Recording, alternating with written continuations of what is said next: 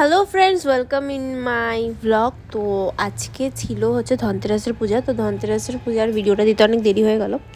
তো এই দেখো, আমি সুন্দর করে সাজিয়ে গুছিয়ে পূজা করেছিলাম। এটা হচ্ছে জমের দ্বীপও আমি সাজিয়েছিলাম। আর এই যে আমি রঙ্গোলি তো বানাইনি, এই জন্য ফুল দিয়ে সুন্দর করে সাজিয়ে তার মাঝখানে প্রদীপ রেখে সুন্দর করে ডেকোরেট করেছিলাম।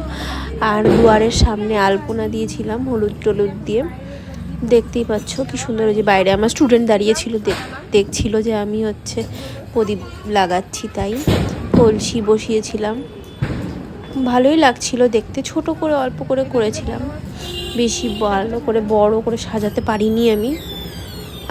গেটগুলোতে আমি প্রদীপ রেখেছিলাম ফুল টুল দিয়ে, খুবই ভালো লাগছিল। আর ওই দিনকার গিয়েই আমি গেটে লাগানোর জন্য হলুদ রঙের চেন আমি নিয়ে এসেছিলাম। ভালোই লাগছিল দেখতে সব মিলায়। কলসিটার মধ্যে কি রং করব, ওই জন্য যেই খড়িমাটি গুলিয়েছিলাম, খড়িমাটি দিয়ে একটু ডিজাইন বানিয়ে দিয়েছিলাম, স্বস্তিক চিহ্ন। আর এই আলপনাটা পুরো হলুদ দিয়ে লেপে তার উপরে শাড়িটা পরেছিলাম, যেটা আমার সত্যি কথা বলতে খুবই ফেভারিট শাড়িটা। আর এত নরম শাড়িটা মাত্র 400 টাকা লেগেছিল আমার। সোনাঝুরির থেকে আমি এই শাড়িটা নিয়ে এসেছিলাম। আর আমার এত সুন্দর লেগেছিল শাড়িটা, বলার মতন না। আর চুল যেহেতু স্ট্রেট করেছিলাম, লুকসটাও খুব ভালো খুলেছিল আমার। আর দেখো এই যে আলপনাটা কি সুন্দর লাগছে। আর ওর মধ্যে আমি কি সুন্দর অগরু ভেঙে দিয়েছিলাম। আর অগরু কপুর ভেঙে দিয়েছিলাম আর অগরু দিয়েছিলাম। আর তার সাথে সেন্টও দিয়েছিলাম আতর, তার জন্য খুব সুন্দর গন্ধ লাগছিল, খুবই সুন্দর সেন্ট করছিল। ঘরের দরজাটার কাছে গেলেই খুব সুন্দর গন্ধ করছিল, 2 দিন পর্যন্ত গন্ধ ছিল। আর এটা আমি এখনো অবধি আমার দরজায় আছে, 2-3 মাস পরেও খুব সুন্দর লাগছিল। আর এটা আরেকটা দরজা আছে, ওই দরজাতেও আমি এই সেম ডিজাইনটা করেছিলাম। দেওয়ালে আমরা এবার মোমবাতি ধরাইনি, প্রদীপই লাগিয়েছিলাম।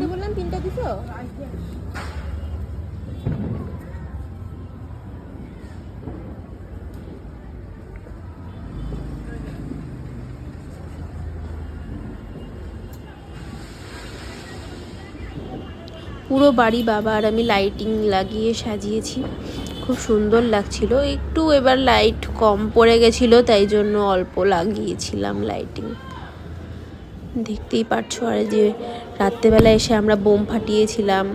তারপরে তো পুজো দিয়েছি আমি ঈশানদের বাড়ির কাছে, ওখানেও খুব মজা করেছি। দুটো ঠাকুর আছে দেখো। আর রাত 12টার মধ্যে আমাদের পুজো কমপ্লিট হয়ে গেছিলো, যেখানে আমি পুজো দিচ্ছিলাম। এখানে খুবই সুন্দর লাগছিল।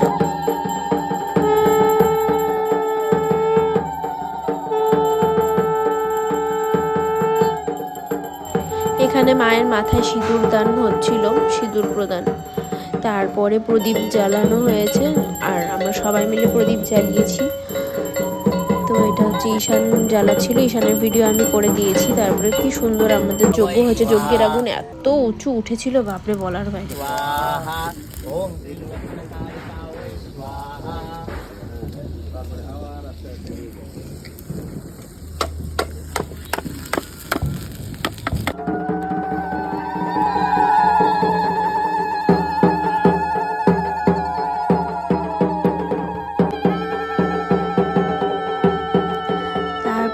যজ্ঞ হয়ে যাওয়ার পরে বাড়িতে এসেছিলাম। বাড়িতে এসে তারপরে আমি বোমও ফাটিয়েছি, ঈশান আর আমি মিলে। বাবা, আমি, ঈশান মিলে অনেক রাত অবধি বোম ফাটিয়েছিলাম। মিনিমাম 1টা অবধি আমরা বোমই ফাটিয়েছি রাত্রেবেলা। সেই মজা হয়েছিল। পুরো 4000 টাকার বোম এনে দিয়েছিল, 4500 টাকার বোম ঈশান আমাকে ফাটানোর জন্য স্পেশালি। কারণ আমি প্রত্যেকবার বলি আমি বোম ফাটাবো, তাই ঈশান আমাকে 4500 টাকা দিয়ে বোম কিনে দিয়েছিল। আর সব ওই ফাটিয়েছে বেশিরভাগ, আমিও ফাটিয়েছি। ওকে একটা তুবড়ি দিয়ে দিয়েছিল ছোট প্যাকেটের মধ্যে, ওটা এমন জোরে জোরে ব্লাস্ট